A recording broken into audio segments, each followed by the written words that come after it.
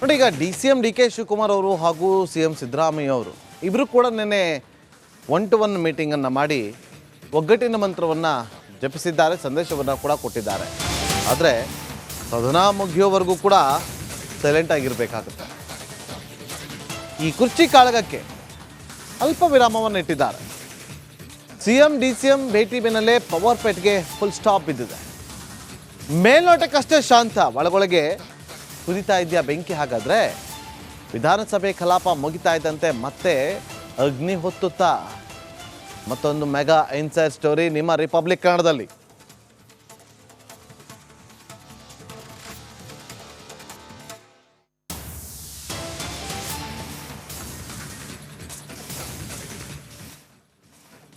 ಕೇವಲ ಒಂದು ಬ್ರೇಕ್ಫಾಸ್ಟ್ ಮೀಟಿಂಗ್ನಿಂದ ಎಲ್ಲವೂ ಸರಿ ಹೋಗ್ಬಿಡ್ತಾ? ಈ ಪ್ರಶ್ನೆ ಕೂಡ ಉದ್ಭವ ಆಗ್ತಾ ಇದೆ. ಕಳೆದ 10 ದಿನಗಳಿಂದ ಯಾವ ರೀತಿಯಾಗಿ ಕುರ್ಚಿ ಕಾಳಗ ನಡೀತಾ ಇತ್ತು ಅಂತ ಇಡೀ ರಾಜ್ಯದ ಜನ ನೋಡಿದೆ. ಒಂದು ಬ್ರೇಕ್ಫಾಸ್ಟ್ ಮೀಟಿಂಗ್ ಎಲ್ಲ ಸೈಲೆಂಟ್ ಆಗೋಯ್ತಾ? ಆಪ್ತರೆಲ್ಲರೂ ಕೂಡ ಗಪ್ಚುಪ್ಪ ಆದ್ರ? ಅಧಿವೇಶನ ಮುಗಿಯೋವರೆಗೂ ಮಾತ್ರ ಸೈಲೆಂಟ್ ಆಗಿರ್ತಾರಾ, ಅಥವಾ ವೈಲೆಂಟ್ ಕಲಾಪ ಆದ್ಮೇಲೆ ಮಾಡೋಣ ಅಂತೇಳಿ ತಳ್ಳುವಂಥ ಕೆಲಸವನ್ನ ಮಾಡ್ತಾರ? ನವೆಂಬರ್ ಕ್ರಾಂತಿ ಡಿಸೆಂಬರ್ಗೆ ಶಿಫ್ಟ್ ಆಗುತ್ತಾ? ಹಾಗಾದ್ರೆ ವಿಪಕ್ಷಗಳಿಂದ ಆಹಾರವಾಗೋದ್ರ, ವಿಪಕ್ಷಗಳಿಗೆ ಆಹಾರವಾದ್ರ ಗೊತ್ತಿಲ್ಲ. ಮತ್ತಷ್ಟು ಮಾಹಿತಿಯನ್ನು ಕೊಡೋದಕ್ಕೆ ನಮ್ಮ ಪೊಲಿಟಿಕಲ್ ರಿಪೋರ್ಟರ್ ಹನುಮಂತು ನೇರ ಸಂಪರ್ಕದಲ್ಲಿ ಜಾಯ್ನ್ ಆಗಿದ್ದಾರೆ. ಹನುಮಂತು, ಎಲ್ಲವೂ ಸೈಲೆಂಟ್ ಆಯ್ತಾ? ಒಂದು ಬ್ರೇಕ್ಫಾಸ್ಟ್ ಮೀಟಿಂಗ್ ಸೈಲೆಂಟ್ ಮಾಡಿಸ್ಬಿಡ್ತಾ?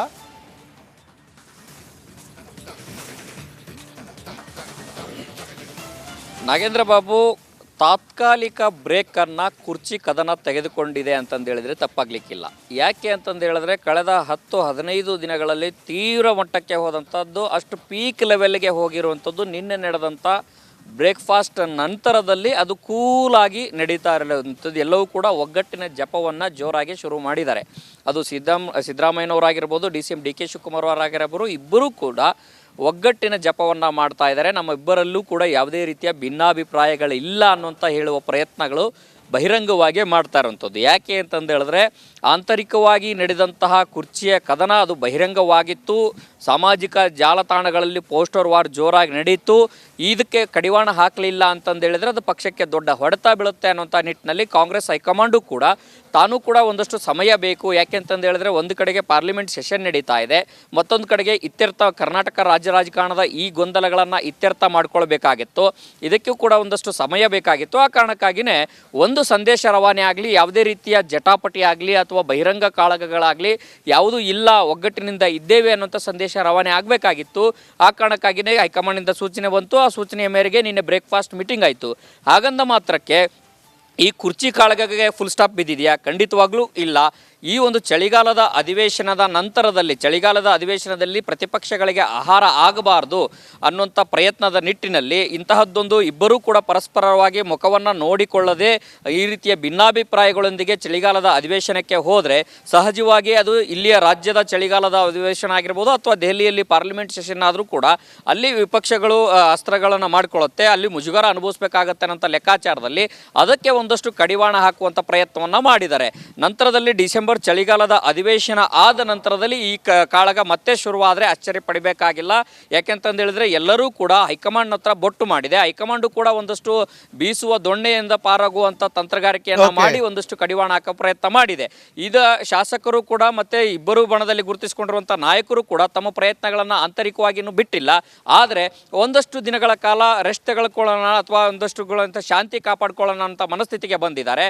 ಈ ಶಾಂತಿ ಮುಂದೆಯೂ ಕೂಡ ಕ್ರಾಂತಿ ಆಗೋದ್ರಲ್ಲಿ ಎರಡು ಮಾತಿಲ್ಲ. ನಾಗೇಂದ್ರ ಬಾಬು, ಥ್ಯಾಂಕ್ ಯು ಹನುಮಂತು ನಿಮ್ಮೆಲ್ಲ ಮಾಹಿತಿಗಾಗಿ.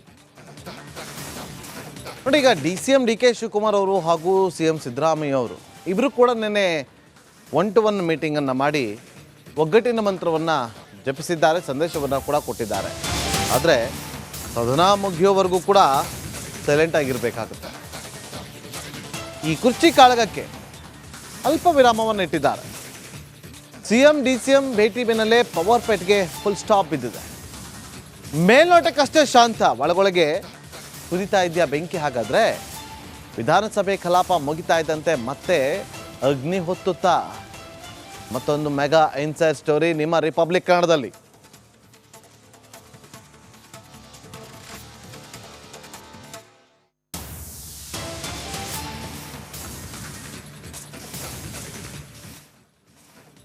ಕೇವಲ ಒಂದು ಬ್ರೇಕ್ಫಾಸ್ಟ್ ಮೀಟಿಂಗ್ನಿಂದ ಎಲ್ಲವೂ ಸರಿ ಹೋಗ್ಬಿಡ್ತಾ, ಈ ಪ್ರಶ್ನೆ ಕೂಡ ಉದ್ಭವ ಆಗ್ತಾ ಇದೆ. ಕಳೆದ 10 ದಿನಗಳಿಂದ ಯಾವ ರೀತಿಯಾಗಿ ಕುರ್ಚಿ ಕಾಳಗ ನಡೀತಾ ಇತ್ತು ಅಂತ ಇಡೀ ರಾಜ್ಯದ ಜನ ನೋಡಿದೆ. ಒಂದು ಬ್ರೇಕ್ಫಾಸ್ಟ್ ಮೀಟಿಂಗ್ ಎಲ್ಲ ಸೈಲೆಂಟ್ ಆಗೋಯ್ತಾ? ಆಪ್ತರೆಲ್ಲರೂ ಕೂಡ ಗಪ್ಚುಪ್ಪ ಆದ್ರ? ಅಧಿವೇಶನ ಮುಗಿಯವರೆಗೂ ಮಾತ್ರ ಸೈಲೆಂಟ್ ಆಗಿರ್ತಾರಾ, ಅಥವಾ ವೈಲೆಂಟ್ ಕಲಾಪ ಆದ್ಮೇಲೆ ಮಾಡೋಣ ಅಂತೇಳಿ ತಳ್ಳುವಂಥ ಕೆಲಸವನ್ನ ಮಾಡ್ತಾರೆ? ನವೆಂಬರ್ ಕ್ರಾಂತಿ ಡಿಸೆಂಬರ್ಗೆ ಶಿಫ್ಟ್ ಆಗುತ್ತಾ? ಹಾಗಾದ್ರೆ ವಿಪಕ್ಷಗಳಿಂದ ಆಹಾರವಾಗೋದ್ರ, ವಿಪಕ್ಷಗಳಿಗೆ ಆಹಾರವಾದ್ರ ಗೊತ್ತಿಲ್ಲ. ಮತ್ತಷ್ಟು ಮಾಹಿತಿಯನ್ನು ಕೊಡೋದಕ್ಕೆ ನಮ್ಮ ಪೊಲಿಟಿಕಲ್ ರಿಪೋರ್ಟರ್ ಹನುಮಂತು ನೇರ ಸಂಪರ್ಕದಲ್ಲಿ ಜಾಯ್ನ್ ಆಗಿದ್ದಾರೆ. ಹನುಮಂತು, ಎಲ್ಲವೂ ಸೈಲೆಂಟ್ ಆಯ್ತಾ? ಒಂದು ಬ್ರೇಕ್ಫಾಸ್ಟ್ ಮೀಟಿಂಗ್ ಸೈಲೆಂಟ್ ಮಾಡಿಸ್ಬಿಡ್ತಾ?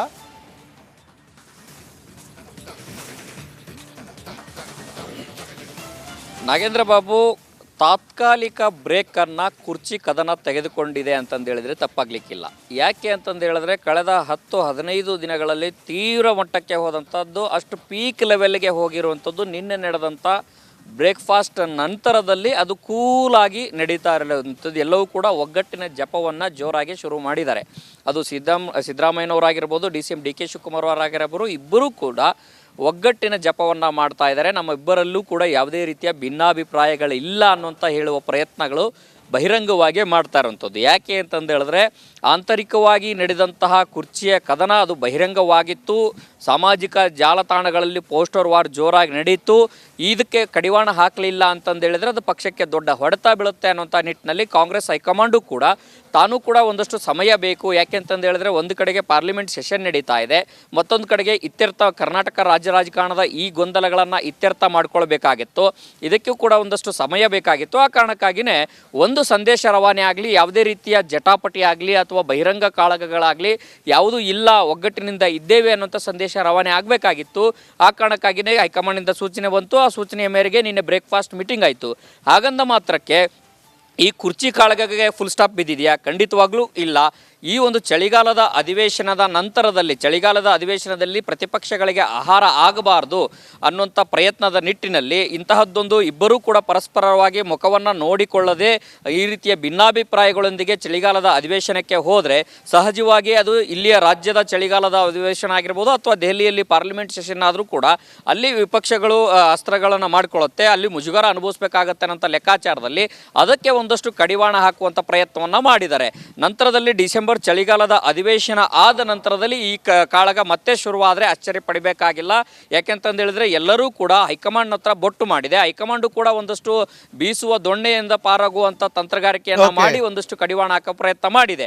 ಇದು ಶಾಸಕರು ಕೂಡ ಮತ್ತೆ ಇಬ್ಬರು ಬಣದಲ್ಲಿ ಗುರುತಿಸಿಕೊಂಡಿರುವಂಥ ನಾಯಕರು ಕೂಡ ತಮ್ಮ ಪ್ರಯತ್ನಗಳನ್ನು ಆಂತರಿಕವಾಗಿ ಇನ್ನೂ ಬಿಟ್ಟಿಲ್ಲ. ಆದರೆ ಒಂದಷ್ಟು ದಿನಗಳ ಕಾಲ ರೆಸ್ಟ್ ತೆಗೆದುಕೊಳ್ಳೋಣ ಅಥವಾ ಒಂದಷ್ಟು ಶಾಂತಿ ಕಾಪಾಡ್ಕೊಳ್ಳೋಣ ಅಂತ ಮನಸ್ಥಿತಿಗೆ ಬಂದಿದ್ದಾರೆ. ಈ ಶಾಂತಿ ಮುಂದೆಯೂ ಕೂಡ ಕ್ರಾಂತಿ ಆಗೋದ್ರಲ್ಲಿ ಎರಡು ಮಾತಿಲ್ಲ. ನಾಗೇಂದ್ರ ಬಾಬು, ಥ್ಯಾಂಕ್ ಯು ಹನುಮಂತು ನಿಮ್ಮೆಲ್ಲ ಮಾಹಿತಿಗಾಗಿ. ನೋಡಿ, ಈಗ DK ಶಿವಕುಮಾರ್ ಅವರು ಹಾಗೂ CM ಸಿದ್ದರಾಮಯ್ಯ ಅವರು ಇಬ್ಬರು ಕೂಡ ನಿನ್ನೆ 1-to-1 ಮೀಟಿಂಗನ್ನು ಮಾಡಿ ಒಗ್ಗಟ್ಟಿನ ಮಂತ್ರವನ್ನು ಜಪಿಸಿದ್ದಾರೆ, ಸಂದೇಶವನ್ನು ಕೂಡ ಕೊಟ್ಟಿದ್ದಾರೆ. ಆದರೆ ಸದನ ಮುಗಿಯೋವರೆಗೂ ಕೂಡ ಸೈಲೆಂಟ್ ಆಗಿರಬೇಕಾಗುತ್ತೆ. ಈ ಕುರ್ಚಿ ಕಾಳಗಕ್ಕೆ ಅಲ್ಪ ವಿರಾಮವನ್ನು ಇಟ್ಟಿದ್ದಾರೆ. CM DCM ಭೇಟಿ ಬೆನ್ನಲ್ಲೇ ಪವರ್ ಪೇಟ್ಗೆ ಫುಲ್ ಸ್ಟಾಪ್ ಬಿದ್ದಿದೆ. ಮೇಲ್ನೋಟಕ್ಕಷ್ಟೇ ಶಾಂತ, ಒಳಗೊಳಗೆ ಕುದಿತಾ ಇದೆಯಾ ಬೆಂಕಿ? ಹಾಗಾದ್ರೆ ವಿಧಾನಸಭೆ ಕಲಾಪ ಮುಗಿತಾ ಇದ್ದಂತೆ ಮತ್ತೆ ಅಗ್ನಿ ಹೊತ್ತುತ್ತಾ? ಮತ್ತೊಂದು ಮೆಗಾ ಇನ್ಸೈಡ್ ಸ್ಟೋರಿ ನಿಮ್ಮ ರಿಪಬ್ಲಿಕ್ ಕನ್ನಡದಲ್ಲಿ.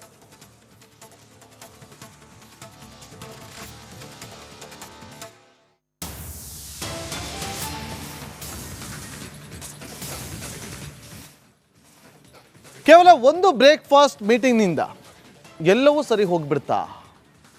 ಈ ಪ್ರಶ್ನೆ ಕೂಡ ಉದ್ಭವ ಆಗ್ತಾ ಇದೆ.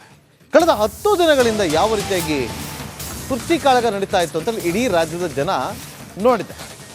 ಒಂದು ಬ್ರೇಕ್ಫಾಸ್ಟ್ ಮೀಟಿಂಗ್ ಎಲ್ಲ ಸೈಲೆಂಟ್ ಆಗೋಯ್ತಾ? ಆಪ್ತರೆಲ್ಲರೂ ಕೂಡ ಗಪ್ಚುಪ್ಪ ಆದ್ರ? ಅಧಿವೇಶನ ಮುಗಿಯವರೆಗೂ ಮಾತ್ರ ಸೈಲೆಂಟ್ ಆಗಿರ್ತಾರಾ, ಅಥವಾ ವೈಲೆಂಟ್ ಕಲಾಪ ಆದ್ಮೇಲೆ ಮಾಡೋಣ ಅಂತೇಳಿ ತಳ್ಳುವಂಥ ಕೆಲಸವನ್ನ ಮಾಡ್ತಾರೆ? ನವೆಂಬರ್ ಕ್ರಾಂತಿ ಡಿಸೆಂಬರ್ಗೆ ಶಿಫ್ಟ್ ಆಗುತ್ತಾ? ಹಾಗಾದ್ರೆ ವಿಪಕ್ಷಗಳಿಂದ ಆಹಾರವಾಗೋದ್ರ, ವಿಪಕ್ಷಗಳಿಗೆ ಆಹಾರವಾದ್ರ ಗೊತ್ತಿಲ್ಲ. ಮತ್ತಷ್ಟು ಮಾಹಿತಿಯನ್ನು ಕೊಡೋದಕ್ಕೆ ನಮ್ಮ ಪೊಲಿಟಿಕಲ್ ರಿಪೋರ್ಟರ್ ಹನುಮಂತು ನೇರ ಸಂಪರ್ಕದಲ್ಲಿ ಜಾಯ್ನ್ ಆಗಿದ್ದಾರೆ. ಹನುಮಂತು, ಎಲ್ಲವೂ ಸೈಲೆಂಟ್ ಆಯ್ತಾ? ಒಂದು ಬ್ರೇಕ್ಫಾಸ್ಟ್ ಮೀಟಿಂಗ್ ಸೈಲೆಂಟ್ ಮಾಡಿಸ್ಬಿಡ್ತಾ?